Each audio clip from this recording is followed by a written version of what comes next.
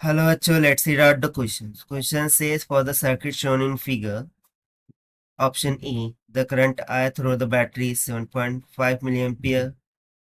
So यहाँ पर हमें एक सर्किट दे रखा है जिसमें R1 2 किलो ओम है, R2 6 किलो ओम है, लोड रेजिस्टेंस 1.5 किलो ओम है, पोटेंशियल 24 वोल्ट है and current is I. So option A में बोला जा रहा है current I through the battery is 7.5 milliampere, यानी कि करंट का मान 7.5 milliampere में होगा. Option B says the potential difference across RL is 18 volt, यानी कि RL के अक्रॉस में पोटेंशियल डिफरेंस 18 वोल्ट होगा. She says ratio of power dissipated in R1 and R2 is 3, जो पावर डिसिपेट होगा R1 और R2 के अक्रॉस में उनका रेशियो 3 के इक्वल होगा. D says if R1 R2 are interchanged, magnitude of power dissipated in RL will decrease by factor of 9. यदि हम R1 R2 को इंटरचेंज करें, सो मैग्नीट्यूड जो होगा पावर डिसिपेटेड का अक्रॉस द RL वो 9 के फैक्टर से डिक्रीज हो जाएगा. तो चलिए फिर देखते हैं हम इसको सोल्यूशन से. But before of that, let's talk about the key concept which we are going to use here for this question. तो सबसे पहले तो यदि हमें दो रेजिस्टेंस दे रखी हो R1 and R2, both are connected in parallel combination, सो उनका इक्विवेलेंट रेजिस्टेंस का फॉर्मूला हम यूज करेंगे R1 इंटू में R2 divided by R1 plus में R2. Now second concept we are going to use will be the Ohm's law. State that voltage is directly proportional to current, यानी कि V is equals to I into R हो जाएगा. उस तरीके से third formula हम use करेंगे power का. Power dissipated across resistor is given by P is equals to V square divided by R, जहाँ पर V voltage and R resistance को indicate करता है.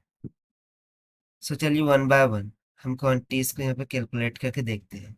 सबसे पहले हम इक्विवेलेंट रेजिस्टेंस फाइंड आउट करेंगे. So this will be equals to, so यदि मैं यहाँ पर देखूँ सो ये 6 किलो ओहम पैरेलल है 1.5 किलो ओहम के, and then this 2 kilo ohm is connected in the series with parallel combination of these two. So by using the parallel combination formula, ये हो जाएगा R1 into R2 यानी कि 6 into 1.5 divided by R1 plus R2 यानी कि 6 plus 1.5, और फिर series में जो 2 किलो ओम का रेजिस्टर है वो प्लस में 2. सो इसको सिंप्लीफाई करेंगे विल गेट 16/5 किलो ओहम. ये आ गई हमारे पास total resistance. By using Ohm's law, the current flowing through the battery I would be equals to V divided by R equivalent. Voltage है 24 volt divided by equivalent resistance 16/5 kilo.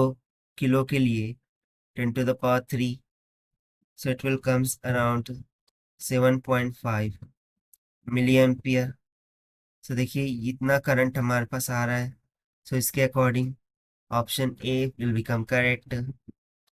Now next for potential difference across the R1. ठीक है, हम मान लेते हैं कि R1 के across में पोटेंशियल डिफरेंस है V1 और इसके अक्रॉस में V2. सो जो V1 होगा it must be equals to current multiply by resistance. So R1 से फ्लो होने वाला current is nothing but the current flowing through the battery जो कि I के इक्वल है, और R1 की रेजिस्टेंस हमें पता है. सो ये हो जाएगा R1 is equals to 7.5 into में 10 to the power -3 multiply by R1 हमें दे रखा है 2 किलो यानी कि 10 to the power 3. सो ये दोनों एक दूसरे से cancel. 7 5 2 15. So V1 will comes out equals to 15 volt. उस तरीके से पोटेंशियल डिफरेंस अक्रॉस R2 यदि हम निकालें, so V2 this will be equals to, so V2 क्या होगा. देखिए R1 के अक्रॉस में जो पोटेंशियल जा रहा था वो V1 हमने निकाल लिया, बाकी ये 24 वोल्ट ये दोनों के कॉम्बिनेशन को जा रहा है. सो ऑब्वियसली मैं 24 से यदि V1 को निकाल लूँ सो मुझे R2 के अक्रॉस में पोटेंशियल मिल जाएगा, और वही सेम पोटेंशियल RL के अक्रॉस में भी आएगा क्योंकि ये दोनों एक दूसरे के पैरेलल में कनेक्टेड है. So V2 is equals to battery voltage 24 volt minus V1, this is equals to 24 minus 15 V2 will comes out equals to 9 volt. अब यदि V2 9 वोल्ट है, सो लोड के अक्रॉस में भी पोटेंशियल कितना होगा, 9 वोल्ट के इक्वल होगा। सो उस कंसेप्ट के अकॉर्डिंग ऑप्शन भी यहाँ से इनकरेक्ट हो गया, जो कि हमें 18 वोल्ट बोल रहा है, जबकि ये 9 वोल्ट आ रहा है। नाउ नेक्स्ट हमें रेशियो निकालना है पावर डेसिमल। सो हम ऑप्शन सी के लिए कैलकुलेशन करेंगे।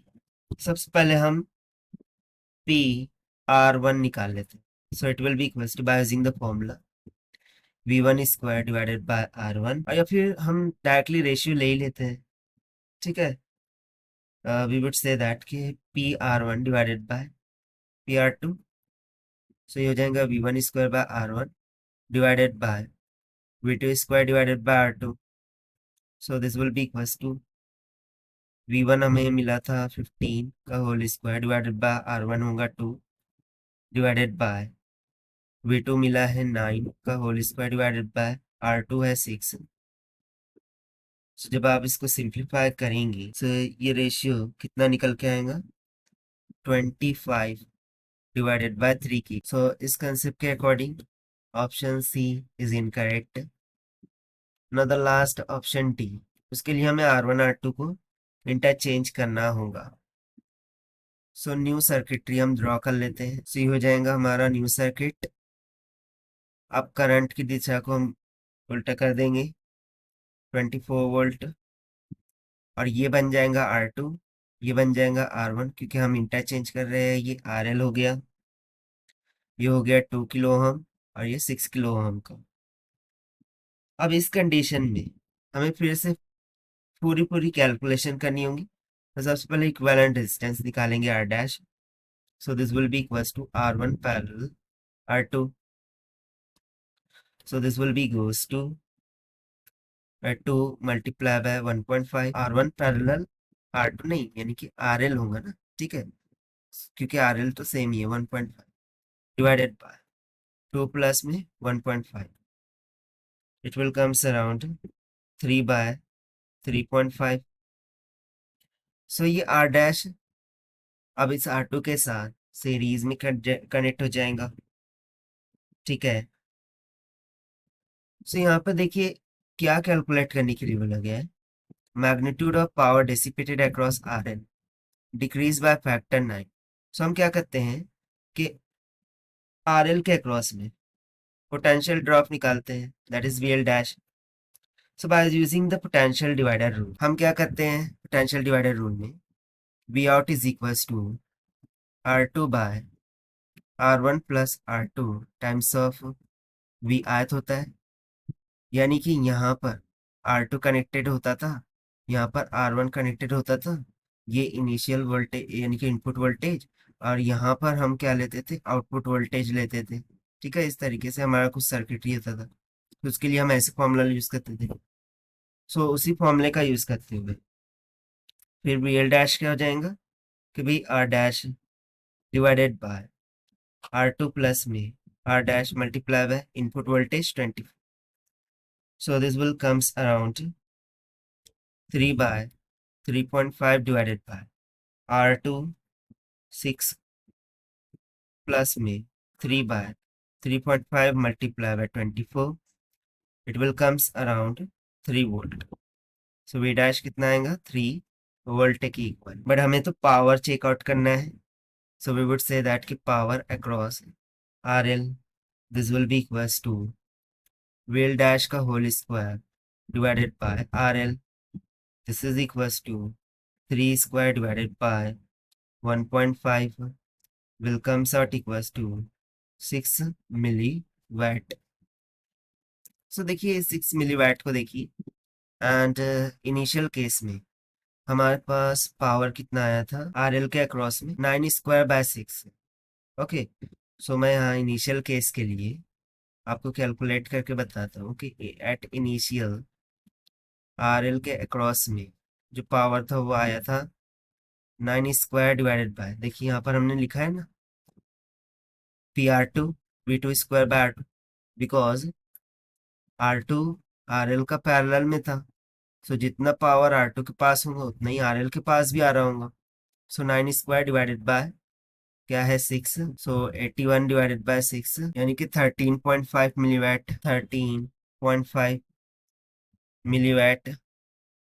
सो देखिए इसको देखिए 13.5 मिलीवैट एंड यहाँ पर कितना आया था 6, सो 13 में से 6 को निकालेंगे सो 7.5 मिलीवैट होगा। सो यहाँ से हमें क्लियरली समझ में आ रहा है कि जो पावर है अक्रॉस दी आर एल वो 6 मिलीवैट यानी कि फैक्टर ऑफ 6 से डिक्रीज हो रहा है, नॉट द फैक्टर ऑफ 9।